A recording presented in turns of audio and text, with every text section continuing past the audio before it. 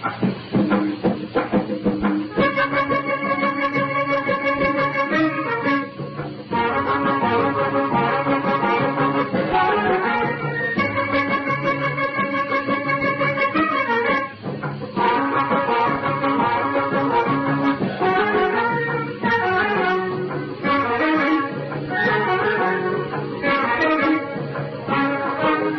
الله عليكم ورحمة الله تعالى وبركاته. سو دواada bulshooyinka Soomaaliyeed meel ka soo dunida caladeed ka joogtaan oo walaalkiin Ibrahim Nuur sagaal loo taqaanaan abwan sagaal chikay qof walba waqtigu joogo ha uu canaado ilaahay idankiis asxaabay maanta waxaan ka hadlayaa barnaamij aad oo muhiim ah oo kamid ah barnaamijyadii aan soo wadnay oo ahaa baradalkaaga hooyo. barnaamijyada badanaa waxaan ooga hadalnaa taariikhdii hore wadanka ayna dhaafay. taariikhdu waa mid aad joogtidii mid ku dhaaftay iyo mid soo socota. marka ta soo socota cilmi qaybka ayaa garan kara Allah subhanahu wa ta'ala ayaan u deynaynaa iyo intii markaa joogta tii tagtay iyo taa joogta un baan ku sheekeyn karnaa weeye. sida awgeed si marka tan hadda joogta loo soo gaaro waa in asaaska laga soo bilaabo tii hore laga soo bilaabo.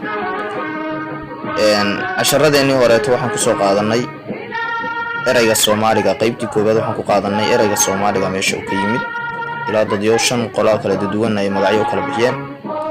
qola ay ku sheegeen Soomaal, qola ay ku sheegeen Duumaal iyo qola ku sheegtay Sacalis iyo qola ku sheegtay Socolis iyo qola ku sheegtay Soomaalidan dadka ay ka soo farcameen ninka ay ka soo farcameen ee la dhihi jiray Soomaale aw Soomaale ayaa eraygan Soomaali uu ka yimid. shanta qolo ayaa jirtay.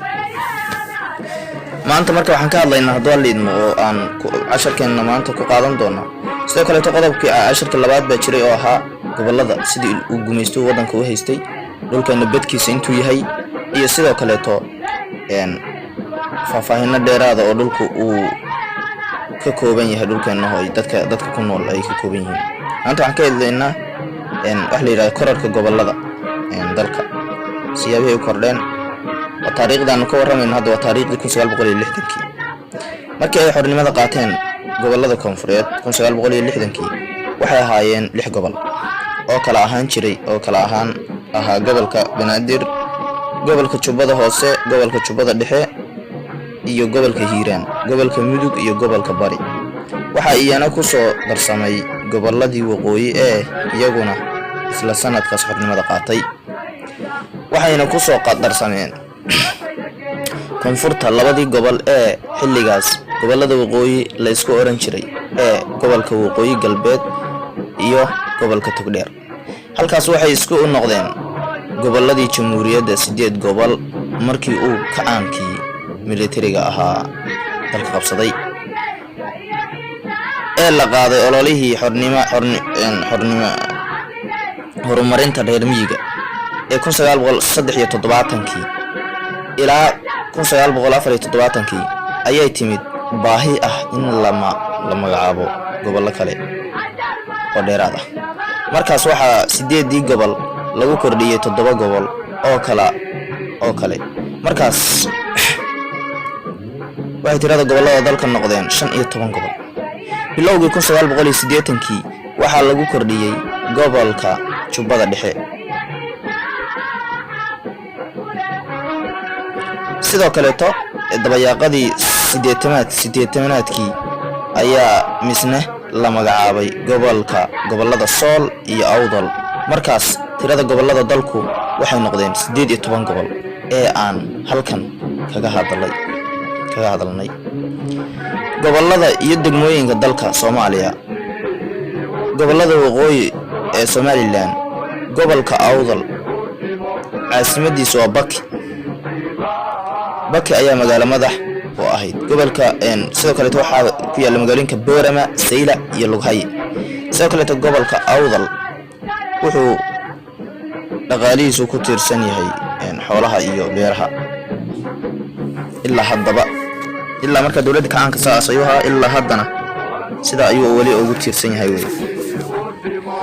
gobolka waqooyi galbeed: Hargeysa magaalo madaxda gobolka, Berbera iyo Gabiley. sidoo kale gobolka waqooyi galbeed wuxuu dhaqaalihiisu ku tiirsan yahay ganacsiga iyo xoolaha.